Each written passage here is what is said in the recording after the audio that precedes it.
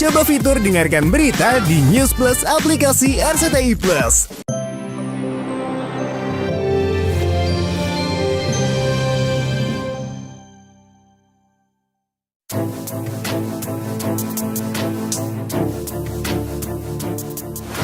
Di lain peristiwa, pedangdut Lesti Kejora baru-baru ini harus dilarikan ke rumah sakit dan dirawat intensif lantaran mengalami kontraksi hebat di usia kehamilan yang memasuki 33 minggu. Kondisi ini lebih awal dari perkiraan dokter yang memprediksi kelahiran anak kedua Rizky Bilar dan Lesti Kejora sekitar 18 Februari 2025. Lantas seperti apa kondisi Lesti Kejora saat ini? Udah diizinkan untuk kita pulang ke rumah, namun memang harus istirahat bed rest total karena sebetulnya masih harus dirawat dan masih harus dalam monitoring dokter karena memang kemarin sempat bukan pertama, namun memang karena kondisi kehamilan masih di usia 33 minggu, dokter bilang itu masih belum cukup untuk dilakukan tindakan ceto. Makanya kemarin disuntik pematang paru sebanyak 4 kali dan kemudian saya dirawat inap beberapa hari di rumah sakit. Namun karena memang ya tahu sendiri kondisi saya gampang bete, bosan gitu. Akhirnya memutuskan untuk kita untuk pulang istirahat di rumah aja.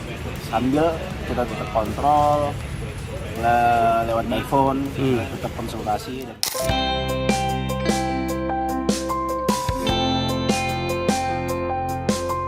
Diungkapkan Bilar, pihak dokter mewanti-wanti dirinya untuk tetap siaga menghadapi kelahiran anak keduanya yang diperkirakan lebih awal dari jadwal semula. Apalagi pada kehamilan anak pertama lahir secara prematur. Bilar mengatakan bahwa anak keduanya memiliki berat badan yang lebih dari anak pertama. Duduknya di bulan 2. Kalau hitungan idealnya itu duduknya di tanggal 18 bulan Februari. Namun karena istri saya masih memiliki riwayat prematur, dokter mewanti-wanti untuk tetap harus jaga-jaga just in case istri saya mengalami lahiran lebih cepat. Menurut dokter lebih baik cukup umur daripada cukup berat.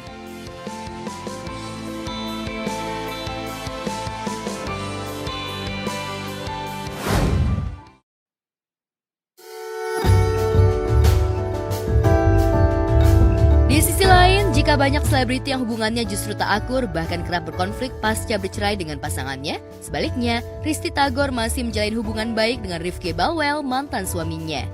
Keduanya berusaha menurunkan ego masing-masing demi menjaga dan membesarkan anak mereka.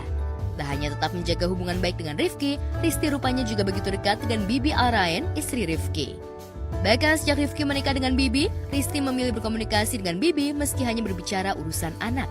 Saking dekatnya, Risty bahkan meminta Bibi untuk menjadi manajernya. Lantas, apa alasan Risty memilih Bibi menjadi manajernya? Benarkah Rifky tak mau tahu perihal istrinya yang kini jadi manajer Risty? Bibi tuh sahabat aku banget, kita kan tetanggaan, emang udah kayak saudara. Jadi memang manajer aku tuh banyak. Kayak yang datang hari ini di acara tuh ada Ustazah Ika, dia manajer dakwah. Kenapa manajer dakwah? Karena dia mengerti bidang bagian itu. Jadi kayak dakwah tuh nanti ridersnya, rulesnya apa aja. Nanti kalau yang nyanyi ataupun sosial media ada namanya Ana. Yang ada di sosial media aku tuh itu manajerku namanya Ana. Nah Bibi itu kemarin kodarullahnya memang pas banget. Lagi-lagi pas, bukan haji tapi kalau itu umroh. Pas umroh tiba-tiba ditelepon, ini ada sinetron gitu kan. Nah berarti secara tidak langsung Bibi jadi manajer aku di sinetron gitu. Jadi dan alhamdulillahnya Bibi tuh sangat mengerti. Bibi tuh bukan tipe perempuan yang recok, ataupun aku juga sama, aku nggak recok juga, jadi kita berdua tuh sama-sama fokus sama kehidupan masing-masing. Terus bukan dua perempuan yang seujon gitu ya, bikin nggak ada sama sekali, dan aku happy banget karena aku sama Bibi tuh bisa nongkrong tanpa Rifky. Kerja sama sebagai manajer dan talent ya?